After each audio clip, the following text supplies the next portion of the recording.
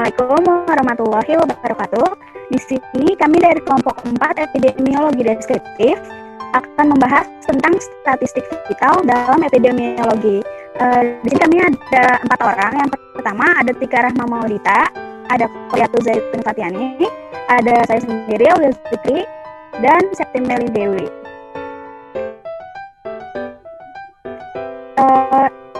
Topik yang akan kita bahas adalah komponen statistik vital, sumber data epidemiologi, rumus dan aplikasi point prevalence, period prevalence rate, cumulative incidence rate, incidence density rate, rumus dan aplikasi crude death rate, rumus dan aplikasi infant mortality rate, rumus dan aplikasi maternal mortality rate.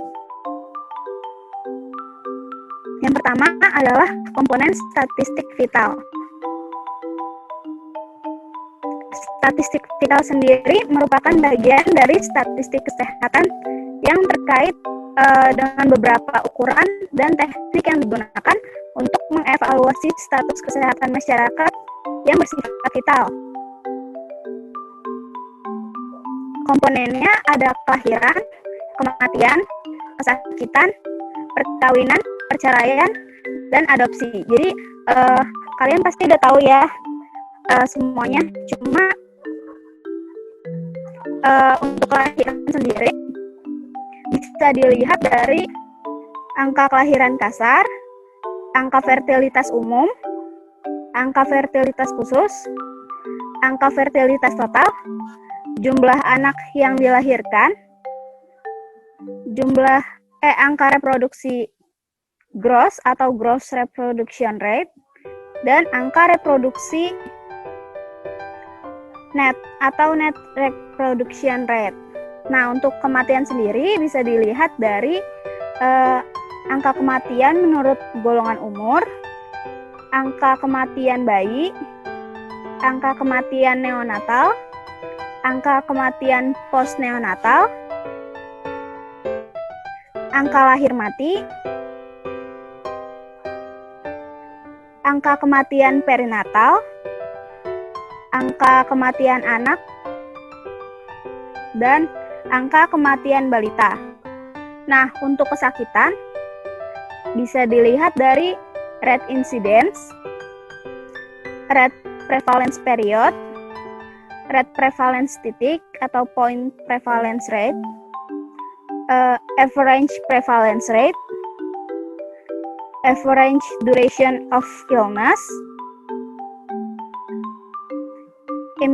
immaturity ratio, sama rate serangan kedua atau secondary attack rate. Next.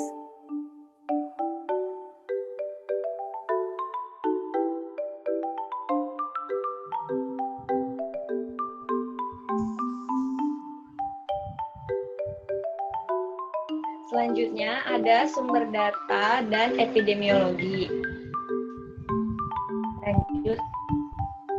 Nah, sumber data dan epidemiologi ini dapat diperoleh dari beberapa sumber tergantung dari sumber data. Maka jenis data yang tersedia juga akan berbeda-beda, namun saling melengkapi. Sumber-sumber tersebut antara lain berasal dari kantor catatan sipil, rumah sakit, kantor kepolisian, kantor urusan agama, dinas pemakaman, kantor asuransi.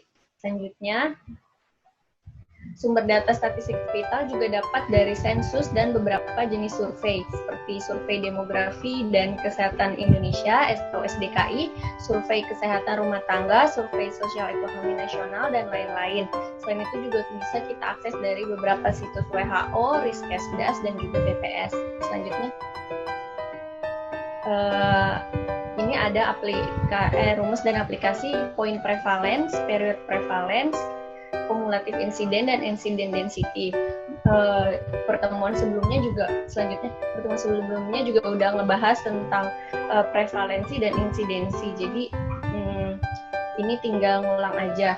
Jadi langsung ke rumusnya aja. Kalau prevalensi itu ada dua, ada prevalensi titik atau point prevalence. Itu contohnya kasus penyakit demam berdarah di Kecamatan X pada waktu dilakukan survei pada Juli 2009 adalah 100 orang dari 4.000 penduduk di kecamatan tersebut. Maka poin prevalence rate demam berdarah di kecamatan tersebut adalah jumlah kasus penyakit yang ada, yaitu 100 pada satu titik waktu, yaitu pada Juli 2009, dan dibagi jumlah penduduk seluruhnya saat itu dikali 1.000. Ini jadinya hasilnya 25 kasus per 1.000 orang, per 1.000 kasus demam berdarah. Next. Selanjutnya ada periodic prevalence, itu jumlah penderita lama dan baru dibagi jumlah penduduk pada satu periode itu. Nah, jadi di sini jumlah 40 per 110. Di sini pada tanggal 1 Juli 2008 di daerah Margasari adalah 200.000 orang. Menurut jumlah penyakit penderita TBC adalah Januari 40 kasus lama, 110 kasus baru. Jadi kasus lama ditambah kasus baru, terus ditambah lagi kasus lama, tambah kasus baru, dan begitu seterusnya. Jadi 65 tambah 85, terus bulan September ada 40 kasus lama, 60 kasus baru, bulan Desember 190 kasus lama, 210 kasus baru. Itu semuanya dijumlahin, dibagi jumlah penduduknya 200.000 orang kali 100% sama dengan 0,45%. Lanjut. Nah, insiden kumulatif atau kumulatif insiden, itu jumlah individu yang menjadi sakit selama periode tertentu dibagi jumlah individu dalam populasinya.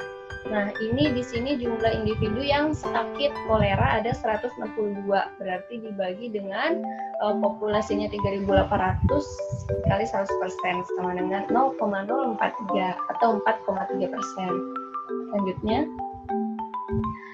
ini ada laju insidensi. Laju insidensi juga bisa dibilang insidendensi. Nah, itu jumlah penderita baru dibagi jumlah penduduk yang mungkin terkena penyakit tersebut pada pertengahan tahun.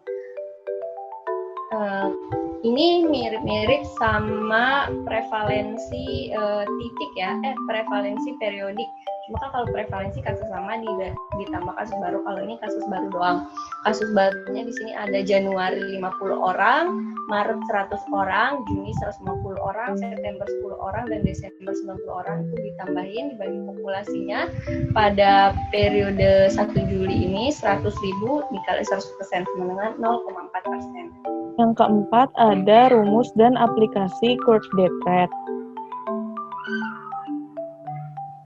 Curve death rate atau CDR atau bisa disebut juga angka kematian kasar merupakan gambaran kematian secara umum dan menyeluruh. Angka ini sering digunakan sebagai indikator dari kesehatan masyarakat. Nah, rumusnya itu ada CDR sama dengan jumlah kematian penduduk suatu wilayah dalam 1 tahun dibagi jumlah seluruh penduduk pertengahan tahun di wilayah yang sama dikali konstanta. Konstanta biasanya kelipatan 10.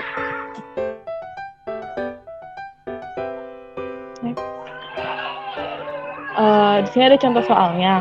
Di suatu kabupaten yang berpenduduk 1.200.000 per 1 Juli 1986 tercatat sejumlah 18.000 kematian selama 1986. Hitunglah CDR-nya. CDR di sini sama dengan jumlah kematian yang tercatat tadi ada 18.000 dibagi jumlah penduduk itu dalam satu pertengahan tahun ada 1.200.000 dikali di sini konstantanya memakai 1.000. Jadi hasilnya sama dengan 15. Jadi interpretasinya adalah terdapat 15 kematian per 1.000 penduduk di suatu kabupaten pada tahun 1986. Selanjutnya yang kelima ada rumus dan aplikasi infant mortality rate.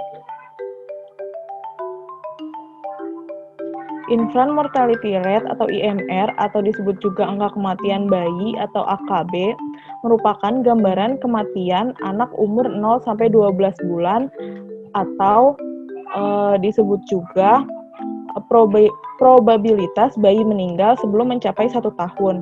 Nah, rumusnya itu IMR sama dengan jumlah kematian bayi di bawah 1 tahun di wilayah tertentu dalam 1 tahun dibagi jumlah lahir hidup di wilayah dan pada waktu yang sama dikali konstanta. Contoh soalnya di sini ada jumlah penduduk suatu wilayah yang berusia di bawah 1 tahun yang meninggal terdapat 98 anak, sedangkan jumlah kelahiran hidup pada tahun tersebut sebanyak 1.000 anak. Maka hitunglah IMR. Jadi IMR itu tadi jumlah anak di bawah 1 tahun yang meninggal, ini ada 98, dibagi angka kelahiran hidupnya, itu ada 1.000, dikali konstantanya 1.000, jadi didapat 98.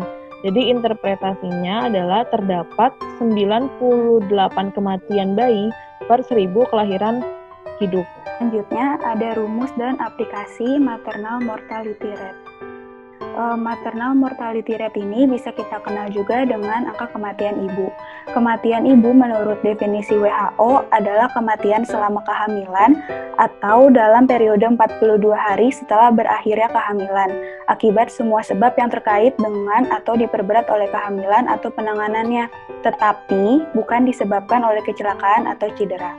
Nah, rumus dari MMR adalah jumlah kematian karena kehamilan, persalinan, masa nifas, atau komplikasi selama 1 periode per jumlah kelahiran hidup selama periode yang sama dikalikan dengan konstanta. Konstanta sendiri ini biasanya berkelipatan 10 dan itu terserah dari peneliti. Ini ada contoh soalnya. Hasil pencatatan jumlah kematian ibu di kota X tahun 2019 diperoleh jumlah kematian ibu sebanyak 5 kasus. Jumlah kematian ibu nifas sebanyak 8 kasus. Jumlah bayi yang lahir hidup pada tahun tersebut adalah 169 bayi. Berapakah angka kematian ibu?